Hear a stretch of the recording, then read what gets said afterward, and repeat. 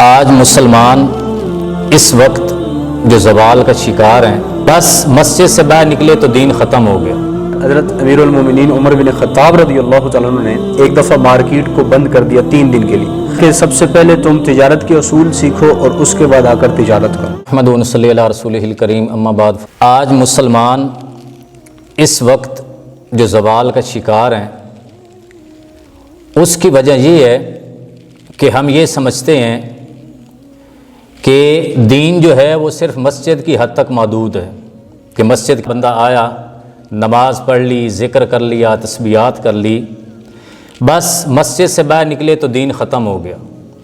حالانکہ قدم قدم پہ مسلمان جو ہے وہ تو 24 گھنٹے جو ہے وہ شریعت کے اوپر یعنی پابند ہے، شریعت کے مطابق ہر قدم اٹھائے گا تو شریعت کے مطابق اٹھائے گا۔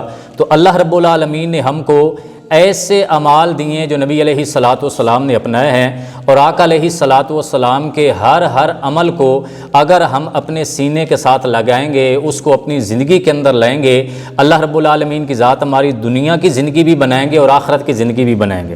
تو آج ہم تجارت کے موضوع پہ گفتگو کریں گے۔ حضرت مولانا عمران صاحب ہمارے ساتھ موجود ہیں تاکہ ایک سچا تاجر کیسے اپنی تجارت کو قرآن و سنت کے مطابق کیا ہے وہ اپنی تجارت کو چلا سکتا ہے، تجارت کر سکتا ہے۔ تو آج کی اس گفتگو کے اندر ہمارا جو عنوان ہوگا وہ 4 چیزوں کے گرد گھومے گا۔ پہلے نمبر پہ مثالی تاجر کسے کہتے ہیں، مثالی تاجر کے اوصاف کیا ہیں، تجارت کے اسلامی اصول کیا ہیں، تاجر کے لیے کون سی چیزیں ضروری ہیں، اور چوتھے نمبر پہ تجارت کے شرعی اصول ہیں۔ حضرت سے عرض یہی کریں گے کہ حضرت مثالی تاجر کے اوصاف بیان فرمائیں۔ الحمدللہ والصلاۃ والسلام علی من لا نبی بعد، اما بعد۔ دیکھیں، مثالی تاجر کے جو اوصاف ہیں نا، سب سے پہلے تو یہ ہے کہ تاجر کے لیے ضروری ہے کہ تجارت کو علماء سے سیکھے۔ اور آج لوگ تجارت تو بڑے دھڑلے سے کرتے ہیں، جی تجارت میں نے کرنی ہے، لیکن تجارت کو سیکھ نہیں رہے۔ تجارت کو کیسے کرنا ہے، قرآن میں کیا حکم ہے، اور اللہ کے نبی کا کیا طریقہ ہے، صحابہ نے کیسے تجارت کی۔ حضرت عمر رضی اللہ تعالیٰ عنہ کے دور کے اندر حضرت امیر المومنین عمر بن خطاب رضی اللہ تعالیٰ عنہ نے ایک دفعہ مارکیٹ کو بند کر دیا 3 دن کے لیے، اور فرمایا کہ سب سے پہلے تم تجارت کے اصول سیکھو اور اس کے بعد آ کر تجارت کرو۔ آج بازار تو آباد ہیں، بازار کے اندر دکانیں تو دھڑلے سے ٹائم پہ کھلتی ہیں، ٹائم پہ بند ہوتی ہیں، لیکن تجارت کے جو اصول ہیں ان سے خالی ہو رہے ہیں بازار۔ اور تاجر کے اوصاف میں ایک یہ چیز بھی ہے کہ سچ کسی حال میں نہ چھوڑے، اور قرآن کے اندر جو ہے اللہ پاک نے جا بجا فرمایا کہ سچ کو لازم جو ہے اختیار کرو، سچ کو لازم پکڑو۔ اور دوسرا تاجر کے اوصاف میں یہ ہے کہ دھوکہ کسی کو نہ دے۔ اللہ کے نبی علیہ الصلاۃ والسلام نے فرمایا کہ میرا امتی ہر کام کر سکتا ہے، 2 کام نہیں کر سکتا، ایک تو جھوٹ نہیں بولے گا، ایک کسی کو دھوکہ نہیں دے گا۔ اسی طرح جو ہے پھر تاجر کے اوصاف میں سے ایک چیز یہ بھی ہے کہ تاجر نماز کا پابند ہو۔ تجارت کے اندر ایسے مشغول، ایسے لگے دنیا کے اندر نماز چھوٹ جائے، تو نماز پڑھیں گے تو تاجر کی زندگی میں برکت آئے گی۔ تاجر نماز پڑھے گا تو اس کے کام کے اندر برکت آ جائے گی، مال کے اندر برکت آئے گی۔ پھر تاجر کے لیے ضروری ہے بد زبان نہ ہو، بد کلام نہ ہو، جو خریدنے آ رہا ہے اس سے محبت ہو، اس سے پیار و الفت ہو۔ یہ نہ ایسے الفاظ کا چناؤ کرے کہ خریدنے والے کا دل ہی چیر کر رکھ دے، وہ خریدنے والا کہے کہ اب تو ہو گیا، اب دوبارہ میں آپ کے پاس خریدنے نہیں آؤں۔ ضروری ہے ان اوصاف کو تاجر کے لیے کہ وہ اپنے اندر ان اوصاف کو لائے۔ سب سے پہلے یہ ہے کہ علماء سے تجارت کو سیکھے، کسی کو دھوکہ نہ دے، سچ کو ہر حال میں اپنائے، اور جو ہے نماز روزہ جتنے بھی احکام ہیں، سنت ہیں، ان کا بھی وہ پابند ہو۔ ماشاءاللہ، آپ حضرات نے سنا کہ حضرت نے مثالی تاجر کے اوصاف کو کیسے قرآن و سنت کی روشنی کے اندر وضاحت ان کی۔ تو اگر ہم ان اصولوں کے مطابق اپنی تجارت کو کریں گے تو ہماری تجارت جو ہے وہ دن دگنی رات چگنی ترقی کرے گی۔ تجارت کو بہتر کیسے بنایا جائے، تو اس کے بارے میں حضرت آپ کیا فرمائیں گے؟ دیکھیں جی، تجارت کو بہتر بنانے کے لیے سب سے پہلی ایک چیز جو ضروری ہے کہ تاجر جو ہے کوالٹی پر کمپرومائز نہ کرے۔ آج کیسے مسلمان دھوکہ دے رہے ہیں، آپ مارکیٹ کا چکر لگائیں۔ میں آگے آپ کو ایک واقعہ بھی سناتا ہوں جو اپنی ذات کے ساتھ پیش آیا کہ کوالٹی کے اوپر تاجر کو چاہیے کہ کوئی کمپرومائز نہ ہو۔ اس وقت 500 ملٹی نیشنل کمپنیاں جیسے KFC ہے، میکڈونلڈ ہے، پوری دنیا کے اندر ہیں، لیکن ان 500 کمپنیوں کے اندر کوئی ایک ایسی کمپنی نہیں ہے جو مسلمان اس کا آنر ہو۔ سارے غیر مسلم کافر آنر ہیں ان کمپنیوں کی۔ کیونکہ وہ کوالٹی پر کمپرومائز نہیں کرتے۔ آپ بائیکاٹ چل رہا ہے جو ہے اسرائیلی برانڈڈ کا، گورما ہے، کوکا کولا ہے، اسپرائٹ ہے، پیپسی ہے، یہ ان کی مصنوعات جتنی بھی ہیں، لیکن ہم کیا کہہ رہے ہیں کہ ہم اپنی پاکستانی پروڈکٹ کا استعمال کریں، گورما ہو گئی، نیکسٹ کول ہو گئی، جتنی بھی پاکستانی پروڈکٹ ہیں ان کا استعمال کریں، مصنوعات جتنی بھی ہیں۔ اب لوگ یہ کہہ رہے ہیں کہ یار جو ذائقہ ان کا ہے ان کے اندر وہ ذائقہ نہیں ہے، ان کے اندر وہ مزہ نہیں، تو کیوں انہوں نے کوالٹی پر کمپرومائز نہیں کیا ہوا۔ یہ ہے کہ تجارت تب چمکے گی جب تاجر جو ہے کسی کو دھوکہ نہ دے۔ میں اپنی ذات کے ساتھ جو پیش ہے، چند دن قبل ہم نے ایک فلٹر لینا تھا، ہم گئے فیصل آباد کے اندر، تو فیصل آباد میں جو فلٹر کی مارکیٹ تھی اس کے اندر ہم نے چکر لگایا، یقین کریں فلٹر خریدے بغیر ہم واپس آ گئے۔ یہاں سے جھنگ سے ہم گئے اور کتنا کو تقریباً 100 کلومیٹر کا سفر کیا، فلٹر لینے کے لیے گئے، کچھ اور بھی کام تھے۔ تو کیا تھا کہ 23,000 کا 30,000 کا بتا رہے تھے، 26,000 کا 36,000 کا بتا رہے تھے، 28,000 کا 38 کا بتا رہے تھے، 29 والا 40 کا بتا رہے تھے۔ یعنی ہر فلٹر کے ساتھ جو ہے 8، 10، 9، 7 اتنی پرافٹ رکھ کر جو ہے بیچ رہے تھے۔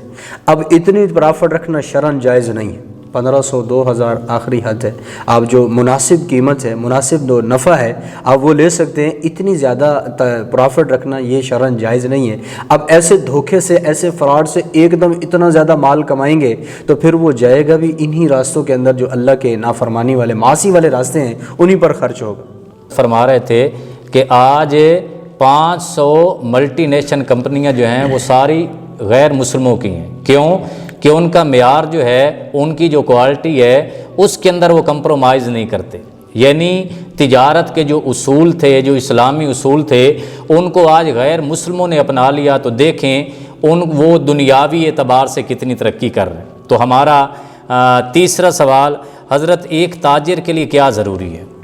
دیکھیں تاجر کے لیے مولانا صاحب ضروری یہ ہے کہ سب سے پہلے تو تجارت کے سارے مسائل علماء سے، مفتیان سے پوچھے، خود سے اجتہاد کا دروازہ کھول کر نہ بیٹھ جائے، کیونکہ انسان جب خود سے اپنی طرف سے کچھ جھاڑے گا تجارت کے اندر تو پھر اس کو جو ہے حلال حرام کا فرق نہیں کر سکے گا۔ قریب ہے اور بہت غالب گمان یہی ہے کہ وہ حرام کے اندر مبتلا ہو جائے گا، کیونکہ اس وقت ساری ہماری جو معیشت ہے وہ سود پر چل رہی۔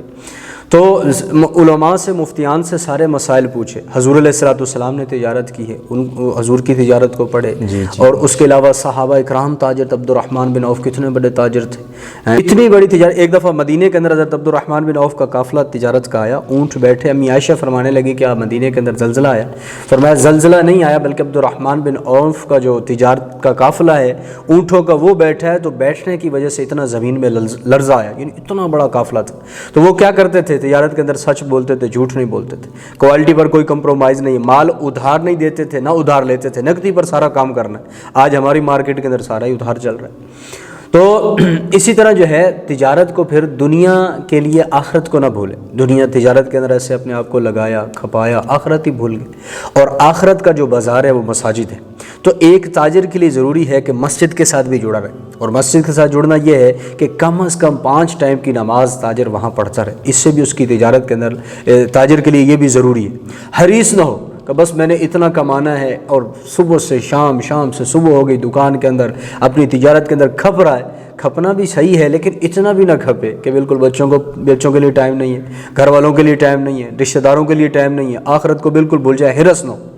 اور اسی کے ساتھ ساتھ جو اہم چیز ہے وہ یہ ہے کہ حرام سے بچے۔ ایک تاجر کے لیے ضروری یہ ہے کہ حرام تو دور کی بات، شکوک والی چیزوں سے بھی بچے، مشتبہ چیزوں سے اپنے آپ کو بچائے۔ کہ ایک تاجر کے لیے کیا ضروری ہے، تو کتنی اچھی گفتگو حضرت نے فرمائی۔ اگر ہم ان اصولوں کے مطابق اپنی تجارت کو کریں گے تو اللہ رب العالمین ہماری تجارت کے اندر کتنی برکت عطا فرمائیں گے۔ ایک ہوتی ہے برکت اور ایک ہوتی ہے کثرت۔ آج ہم چاہتے ہیں کہ ہمارے پاس مال زیادہ ہو جائے، زیادہ مال سے کثرت تو آئے گی لیکن برکت نہیں آئے گی۔ برکت اس کے اندر ہوگی جو اللہ کے احکامات اور نبی علیہ الصلاۃ والسلام کے مبارک سنت طریقوں کے مطابق اگر ہم کام کریں گے تو اس کے اندر ہماری برکت ہوگی۔ تو جو سوال تھا ہمارا کہ تجارت کے شرعی اصول ہیں، اس کے بارے میں حضرت کیا فرمائیں گے آپ؟ دیکھیں مولانا، تجارت کے جو شرعی اصول ہیں اگر ایک تاجر ان کو اپنا لیتا ہے تو یقین کرے وہ تجارت دنیا آخرت میں اس کے لیے نفع مند ہے۔ تجارت اللہ کا حکم ہے، حضور کے طریقے کے مطابق ہے، تو آخرت میں بھی ذریعہ نجات ہے۔ اگر اللہ اور اس کے رسول کے طریقے سے ہٹ کے تجارت کر رہا ہے تو پھر آخرت میں بھی پکڑ کا سبب بنے گی۔ قوم شعیب کتنی بڑی تجارت تھی ان کی، کہ ان کے اپنے کارخانے تھے، لیکن انہوں نے اپنے وقت کے نبی شعیب علیہ السلام کے بتائے ہوئے طریقے کے مطابق نہیں کی، ہمیشہ کے لیے برباد ہوئے، ہلاک ہو گئے، تجارت نے نفع نہ دی۔ اصولوں میں یہ ہے کہ نماز روزہ، اب دیکھیں نا کہ نماز روزہ کیا ہے، نماز ہے، روزہ ہے، حج ہے، ان کے اندر تو ہم شریعت کے پابندی کرتے ہیں لحاظ کہ بھئی نماز کیسے پڑھنی، اللہ کے نبی نے ایسے بتایا۔ اب جو ہے روزہ کیسے رکھنا ہے، کب سے کب تک، اللہ کے نبی نے بتایا۔ اب ان چیزوں کے اندر تو ہم حضور علیہ الصلوۃ والسلام کو فالو کر رہے ہیں، قرآن کو دیکھ رہے ہیں۔ اب یہ کہیں کہ معاملات ہے، معاشرت ہے، ان کے اندر اپنی منمانی چلائیں تو یہ غلط بات ہے۔ تو جیسے نماز کے اندر، باقی احکامات کے اندر بھی ہم اللہ اور اس کے رسول کے طریقوں کو لے کر چل رہے ہیں، ایسے ہی تجارت کے اندر بھی اللہ اور اس کے رسول کے سلف صالحین کے طریقے کو لے کر چلنا پڑے گا، پھر جو ہے یہ تجارت شرعی اصولوں کے مطابق اترے گی۔ اب دیکھیں کہ شرعی اصولوں میں سے ایک یہ بھی ہے کہ تجارت سے ہم سود کو ختم کریں۔ دیکھو ایک ہے ملکی سطح پر سود، اور وہ تو ہمارے اختیار میں نہیں ہے کہ وہ تو اس کا گناہ بھی حکومت پر، وبال بھی ان پر ہے کیونکہ وہ کر رہے ہیں۔